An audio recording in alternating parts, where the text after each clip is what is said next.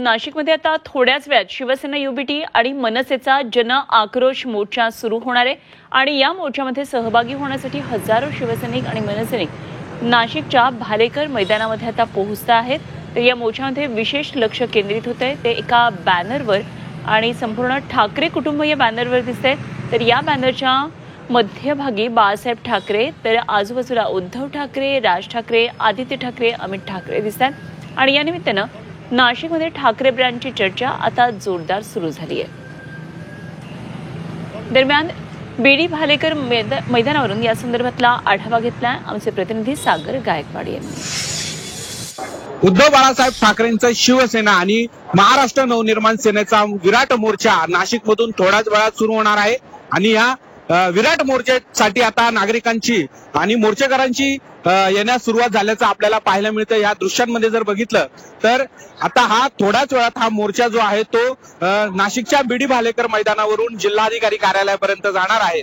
या मोर्चाकडे संपूर्ण महाराष्ट्राचं लक्ष लागलंय, कारण हा मोर्चा मनसेचा आणि शिवसेनेचा एकत्रित मोर्चा आहे। मात्र या मोर्चात एक वेगळं आकर्षण आपल्याला पाहायला मिळतंय, त्यात म्हणजे या माझ्या समोर असलेल्या या मोर्चाच्या या बॅनरवरती जर बघितलं तर एका बाजूला शिवसेनेचा लोगो आहे, तर दुसऱ्या बाजूला महाराष्ट्र नवनिर्माण सेनेचा लोगो आहे आणि मध्ये जर बघितलं तर संपूर्ण ठाकरे कुटुंब आपल्याला पाहायला मिळतात।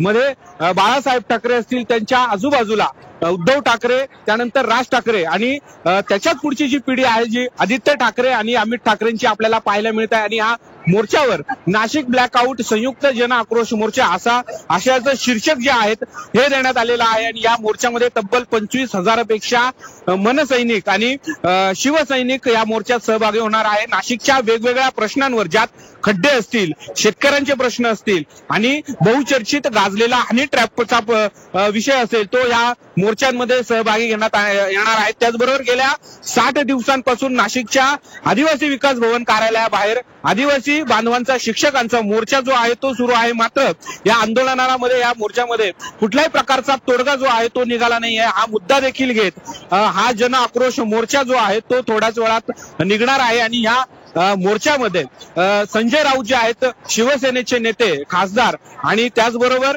मनसेचे नेते बाळा नांदगावकर हे या मोर्चामध्ये सामील होणार आहे।